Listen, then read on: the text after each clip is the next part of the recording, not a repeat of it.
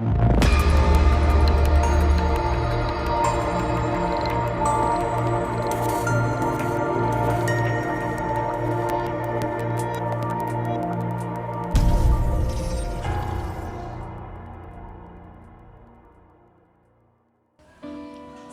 budaya. Bersama Tete Rizky dan Romo Gede Mahesa dalam mitos, fakta, logika, dan spiritual. Kita akan berbincang tentang bougainville. Bunganya indah. Ya. Bunga bougainville. Ya. Bunganya indah, tetapi ini jadi mitos. Jadi ada mitosnya, Mo. Katanya tidak boleh menanam bunga bougainville kalau rumah itu masih punya anak gadis, karena akan apa istilahnya sulit jodoh atau apa kira gitu ya, Mo. Kemudian karena auranya yang ada aura negatif lah begitu. Ya.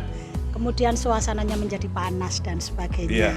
Nah, ini sebenarnya ada apa sih, Mo? Kok ada cerita semacam ini?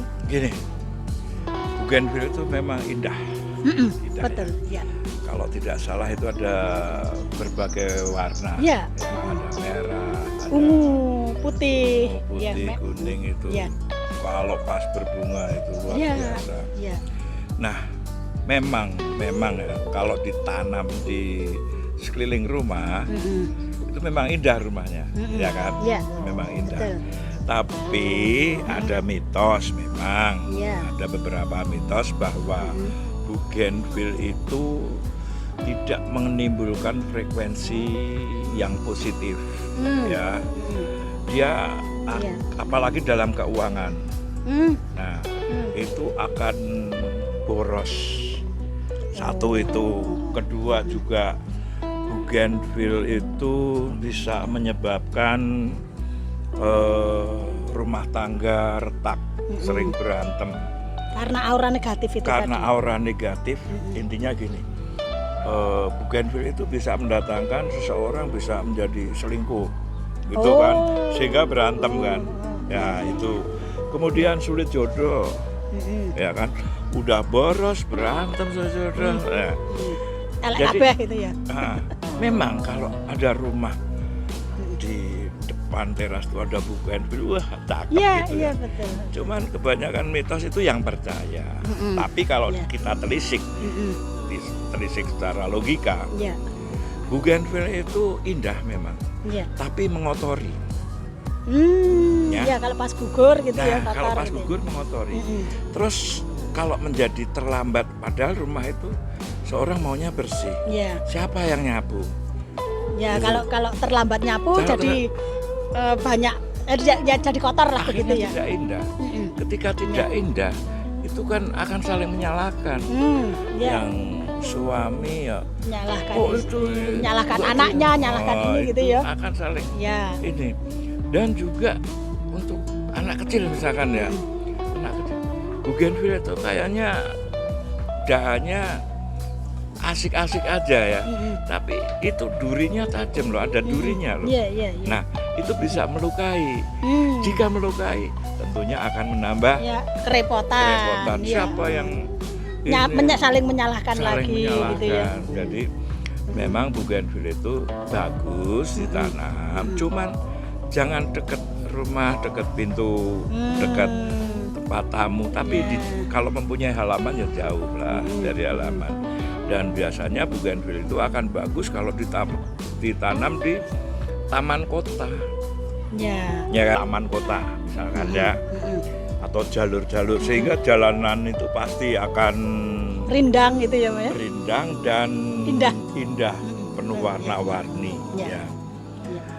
Atau juga seseorang yang mempunyai halaman luas. Jadi jauh dari rumah, dari tempat lalu lalangnya orang rumah gitu ya. Karena apa? Kembali lagi bahwa itu kan ada durinya gitu loh, dan kotor. Artinya bahwa supaya keindahan itu tetap ada dan energi terjaga, itu seperti itu. Namun kembali pada mitos itu tadi, jika percaya ya maka Ya, gimana sih kalau seseorang sudah tersugesti? Ya, mitos itu bisa menjadi nyata ketika sudah dipercaya gitu ya. Karena sudah tersugesti pikirannya sudah tidak. Tapi kembali kalau menatap realita bahwa satu pohon itu kalau gugur mengotori, kedua durinya, jadi mohon agar dijauhkan agar rumah tetap indah gitu loh. Tentang mitos bahwa mengakibatkan boros, kemudian mungkin kalau boros itu ya karena sering ya, sampah terus kemudian perawatannya nyapu, kan ya juga kan? gitu. Nyapu perawatan kan haus, minum es teh jajan itu, kemudian sering berantem ya itu tadi, kotor, saling menyalahkan gitu ya. Kemudian kalau sudah jodoh ya kalah cantik. Kalah cantik sama bunganya. Itulah jadi kalau masalah auranya panas, iyalah kan yang namanya bougainville itu kan akan berbunga hebat, lebat itu kalau musim panas. Iya, kalau di terik panas matahari. Betul. Kalau di tempat teduh dia nggak akan berbunga bagus. Jadi apapun itu dalam mitos. Ini kita lah ya, Mo ya. Ini kita. Apapun dalam mitos sebaiknya disikapi dengan baik. Ya. Bahwa di setiap mitos yang menakutkan itu ada piweling, ya kan? Betul. Piweling artinya. Ini yang kadang-kadang ini yang kadang-kadang masyarakat lupa bahwa tidak diambil piwelingnya apa, tetapi asal begitu mitos seperti ini dipercaya. Ya, nah piwelingnya saya kira harus hati-hati itu tadi ya, Mbak. Ya, harus hati-hati. Kemudian juga menerjemahkan piweling itu tadi, ya kan? Kok nggak boleh ini? Oh iya karena nyapu, sehingga apapun itu kita terjemahkan lah. Disikapi dengan enak gitu ya. Jangan kemudian justru malah menjadi satu yang membebani begitu ya. Intinya hidup tenang itu tanpa sugesti negatif.